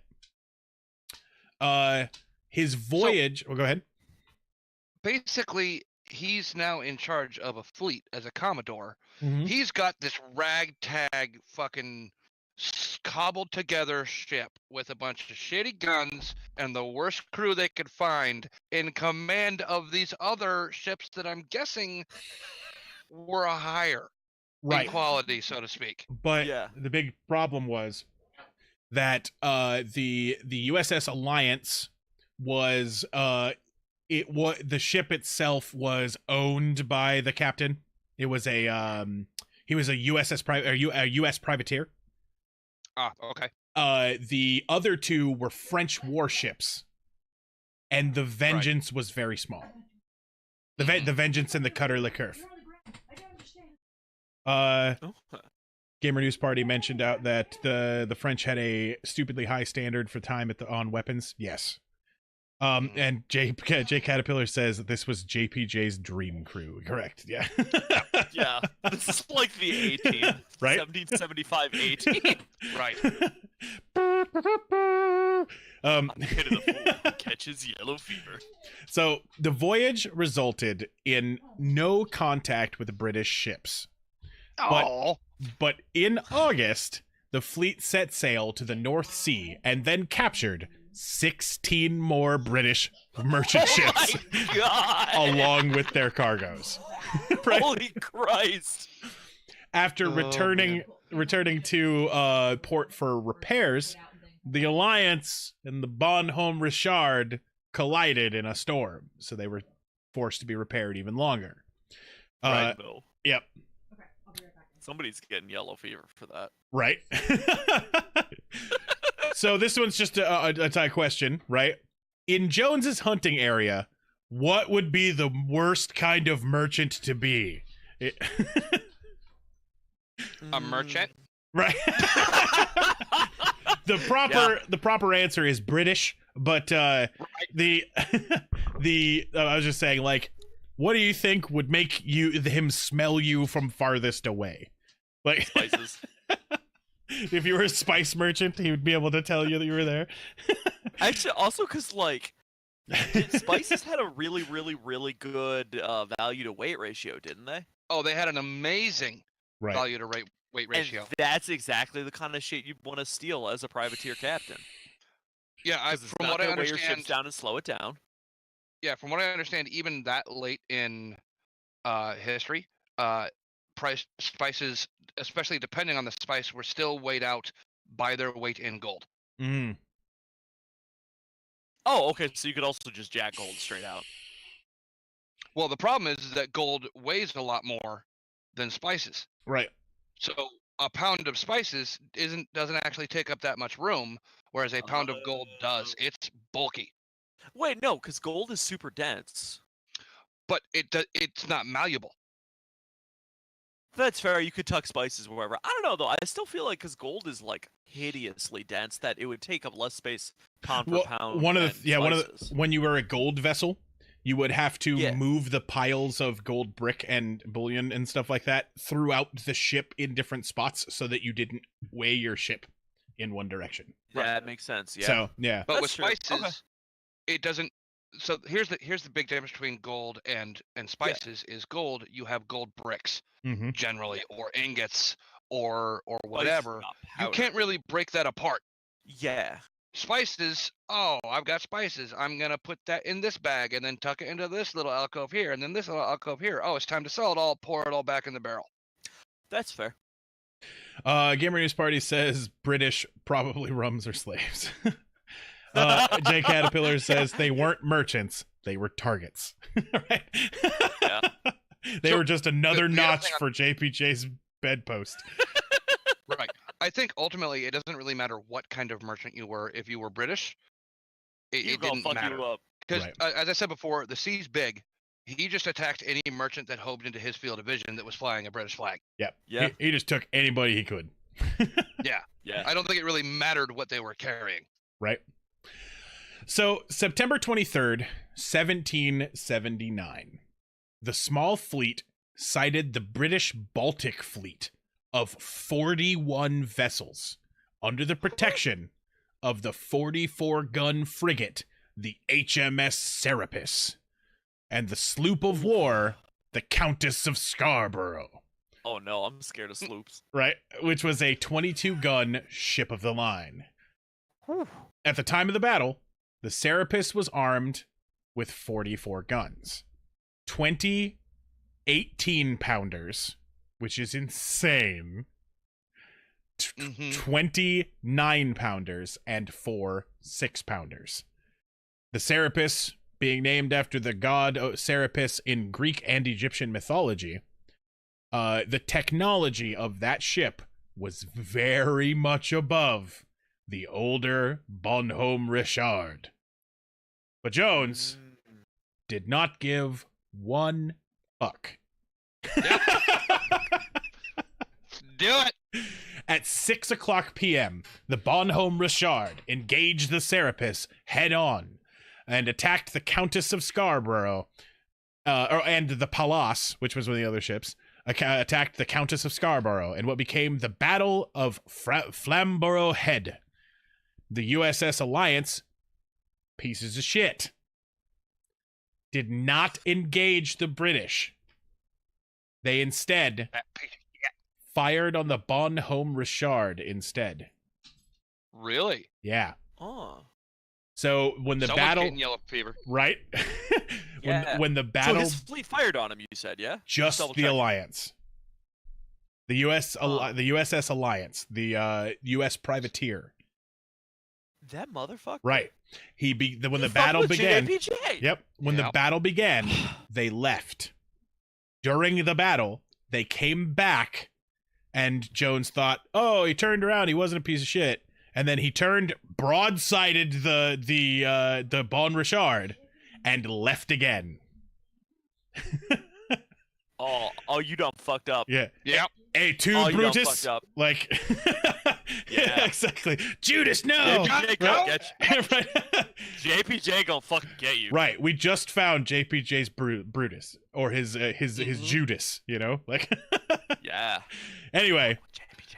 this action resulted in a court-martial for Lindias, the captain of the Alliance, when they returned to France. But Bonhomme Richard rounded Serapis's port quarter and fired 2 of its cannons, which exploded below deck, killing many of the gun crew. In Jones's favor, Midshipman Fanning, who was one of the guys serving with him, succeeded in eliminating the British sharpshooters from the top sail of the Bonhomme Richard. So they managed to stop take care of their sharpshooters. So now the only people with sharpshooters were the Bonhomme Richard. Where did it go? Did I just multiply that one here? Where'd it go? Just checking for time's sake. What slide are we on? 44 out of 51. We're doing all right. We'll be closing up pretty soon. Yeah. Yep. I just want to make sure.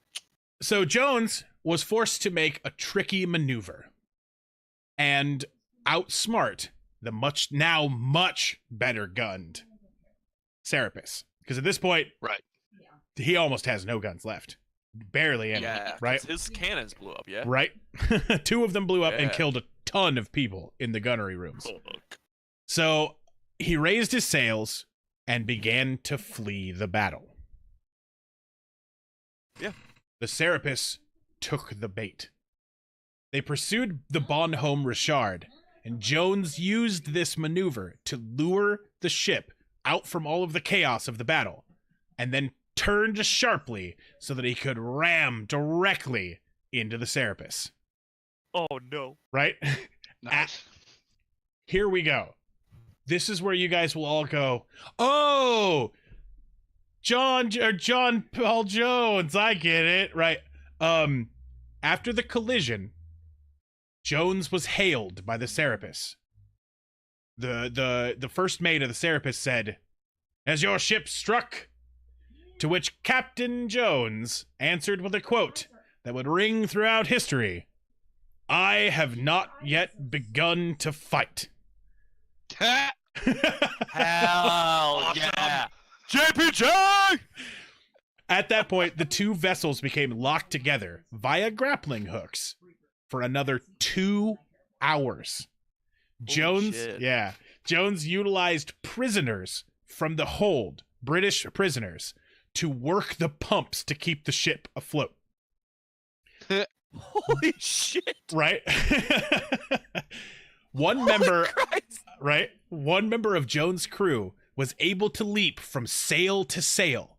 Now aboard the Serapis, that plucky crew member, who I was unable to find the name of. I searched for at least 2 hours just looking for this guy's name. That crew member was able to lob a grenade from the sail into the one place you don't want to storage. have a grenade. The black powder storage.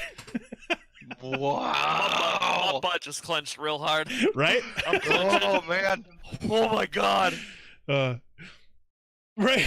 Jay Caterpillar says, "See, you get the sketchy ass crew and they fucking leap sails like chimpanzees." This dude is like, I rolled a disable device. Nat 20! Right? Alright! Jones and his crew's actions wore down the enemy to the point of collapse, and the Serapis, on fire, caused the British to finally surrender by striking their colors. It's like, no guns, no problem. We got this. Right. Jones' crew put out the fire and took stock of the Richard. He decided to transfer his crew to the British ship, while the Bonhomme Richard was allowed to sink. According to They sank my ship. I needed a new one. What was I gonna do? It sunk on September 25th, 1779, despite the attempts, right? Despite the valiant Godspeed. attempts to save the gallant ship. But that's okay. Jones had the got a new Serapis boat. now. Right? And he sailed. A technologically advanced Right? 44 gun. Yeah. It's like, we tried to kill him and we only made him stronger. Right? Grand Theft Naval. Right? But that's okay. Jones had the Serapis now, and he sailed to the port in the United Provinces of Holland.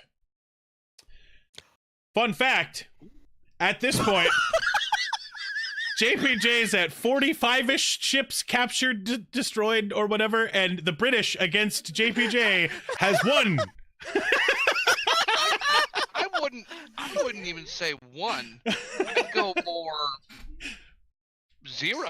Like, yeah, they sank one, but it's a net gain. Right? Yeah, he was just like, Of zero. fuck it, I got a nicer boat now. Let Right? it go. It's But this is just some stats to show you guys. 45-ish times the maximum being, around 100 hours per ship. That's 4,500 hours of ship versus 100 hours of ship that the British have caused JPJ in problems. that man's KDR is insane. Yeah, exactly. Oh, and I'm sure he's not done. Well, No! by the end of the It's just like, war, keep the stats, bro. right? By the end of the war, Jones was considered to be a nautical boogeyman by the British. This image that we've got right here is an image that was supposedly of him. I take it this is British propaganda. British propaganda, yeah. Paul Jones, the pirate. Is propaganda supposed to make you look awesome? Apparently, right? After the war, he was out of a job. So instead of retiring, he joined the Russian Navy. where he then received the Order of St. Anne for valor and distinguished service in the military. In 1792, Jones was appointed U.S. consul to treat with the Dey of Algiers and for the release of American captives. Before Jones was able to fulfill that appointment, he was found dead, aged 45, lying face down in his bed in his third-floor Paris apartment, number 19 Rue de Tournon, on July 18th, 1792. The cause of death was interstitial nephritis. I wanted you to say yellow fever Right. fucking like yellow fever giveth, the yellow fever taketh away. Interstitial nephritis is a condition that is most often caused due to allergic drug reactions or infections. A small procession of servants, friends, and loyal family walked his body 4 miles for a burial. He was buried in Paris at the St. Louis Cemetery, which belonged to the French royal family. 4 years later, France's revolutionary government sold the property and the cemetery was forgotten. The area was then later used as a garden, a place to dispose of dead animals, and where gamblers would bet on animal fights. Which is What the fuck? fucking metal. Like That's very fitting for Jeanpaul Jones's final resting place. I'm not gonna lie. It's not done. What? Oh. JPJ's got one more card up his sleeve, bro. What? In 1905, Jones's remains were identified by U.S. Ambassador to France, General Horace Porter, who had searched for 6 years to track down the body using faulty copies of Jones's burial record. After Jones's death, Frenchman Perrault-François Simonier donated 460 francs to mummify the body. It was preserved in alcohol and interred in a lead coffin. In the event that the United States decides to claim his remains, they might be more easily identified. Porter knew what to look for in his search. With the aid of an old map of Paris, Porter's team, which include anthropologist Louis Capitan, identified the site of the former St. Louis Cemetery for alien Protestants. Sounding probes were used to search for lead coffins, and 5 coffins were ultimately exhumed. The third, unearthed on April 7th, 1905, was later identified through meticulous post-mortem examination by doctors Capiton and Georges Papilliot as being that of Jones. Right, buddy. Jeanpaul Jones was given an honorary pardon in 1999 by the Port of Whitehaven for his raid on the town.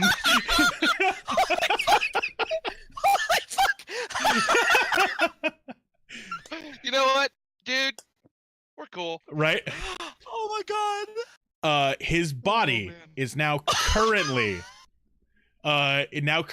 entombed in the U.S. Naval Academy. Oh my Wow. I'm gonna piss myself. But no, with these last 2 shrines, this is the tomb of Jeanpaul Jones at the Academy. Full marble pillars, and this coffin is intense. Yeah. Like That's the like, fake don't open that or barnacles you're- on it and on the Right? backs of dolphins and shit. Right? If you open that coffin, you will die of yellow fever. Right? Exactly. I'd like to point out, Oh my guess whose god. body isn't buried at the United States Naval Academy? Fucking Hopkins. You fucked, Hopkins. You're wrecked, Hopkins. Suck. Exactly. Well, everybody, Holy crap. that is the story of Jeanpaul Jones, formerly Jeanpaul Jr. Finally, Commodore Jeanpaul Jones. Oh man. Oh From my a God. from a gardener's son to a Commodore in both the U.S. and Russian navies. Yeah, Vinoat says that was an adventure. that was. Holy Gamer, shit. Gamer 100%. He took the boat of the damned and is still sailing. Right, exactly.